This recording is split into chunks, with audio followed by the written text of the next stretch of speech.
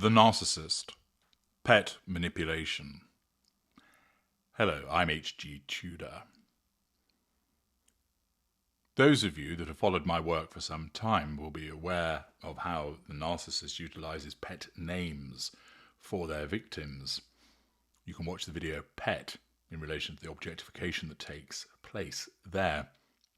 This video isn't about the use of pet names, but it's about the use of a pet, an animal, the way that the narcissist manipulates using that animal. Narcissists manipulate in lots of different ways. The reason being is that the manipulation is the road by which the narcissist gets to the prime aims of control, fuel, character traits, and residual benefits. There are innumerable ways that the narcissist will manipulate, some far more sophisticated than others. There are variations on a particular theme. There are differing types, and they have differing impacts upon the victim. They can be grouped into ones which are benign, flattery, bribery, false compassion, for example, false contrition, and the malign, silent treatments, physical violence, sexual violence, circular conversations, insult, belittlement, invalidation, and so forth. A common form of manipulation is triangulation. It comes in three forms: triangulation with event, triangulation with person, which is probably the most common, and triangulation with object. These again can be addressed in both a benign and malign way. For example, the narcissist compares you favourably with one of his exes. That allows him to assert control over you, receive fuel by way of your pleased reaction, and your agreement that the ex is an awful human being provides him with an indirect assertion of control over that individual. Bases are being hit in relation to the two individuals, you and the ex, that are on the narcissist's radar and therefore must be controlled. The receipt of the fuel is a bonus from you. In other instances, you're triangulated in malign fashion. For instance, your cooking's not up to the standard of that of my mother. I think I'm better off moving back in with her. Or, my ex always wanted to do this. Why don't you? The narcissist will also triangulate people with a pet animal. Commonly, people ask, HG, do narcissists love their animal? I have a separate video addressing that very question. I'd encourage you to watch it.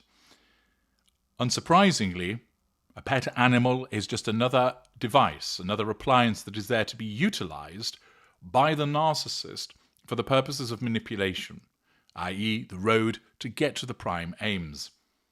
And I'm going to provide you with an example of how a mid-range narcissist manipulates using their pet animal through social media.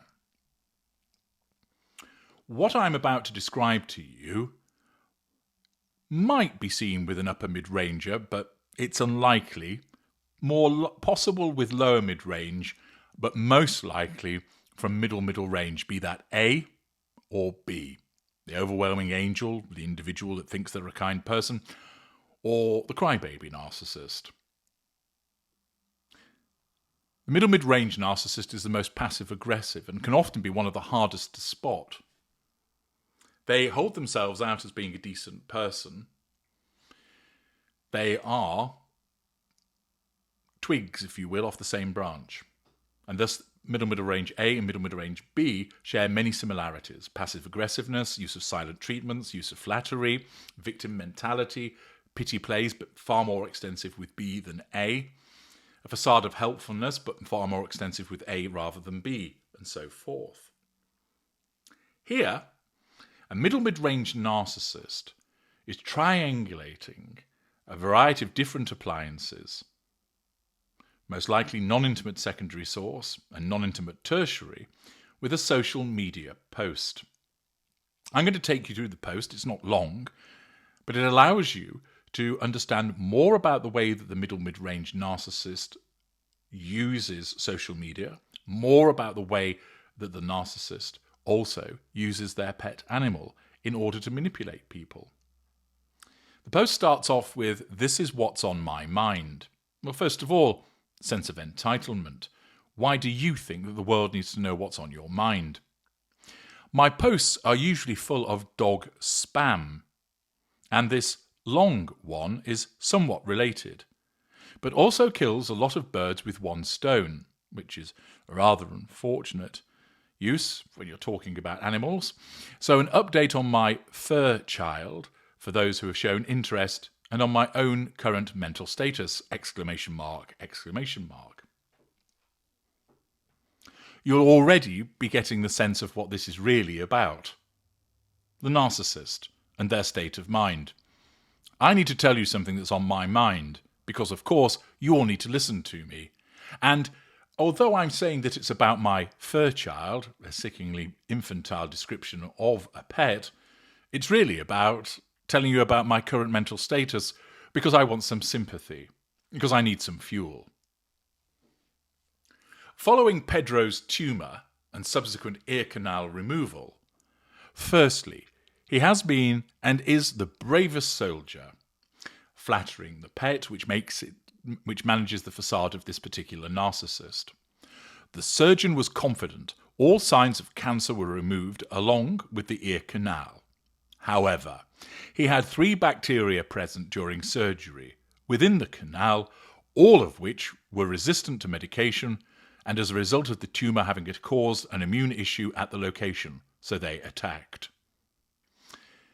The often somewhat wordy and verbose method of the narcissist to explain something.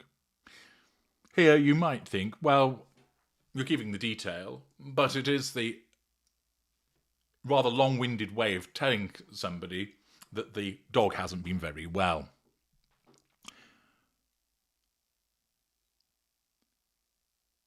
Pedro is at a high risk of reinfection, especially now his antibiotic treatment is finished. He's on his own, and time will tell. We have to pray the surgeon successfully removed any surrounding infected tissue. This will become apparent over weeks, months to come. Invoking a higher power because this is such a material issue. He has also developed a small hematoma in his ear flap, typically related to head shaking and as a result of the surgery. Now, certain people who are animal lovers and perhaps friends of this particular narcissist may well be interested in what's going on with Pedro. But there is also this presumption that this level of detail is needed to tell the world on social media.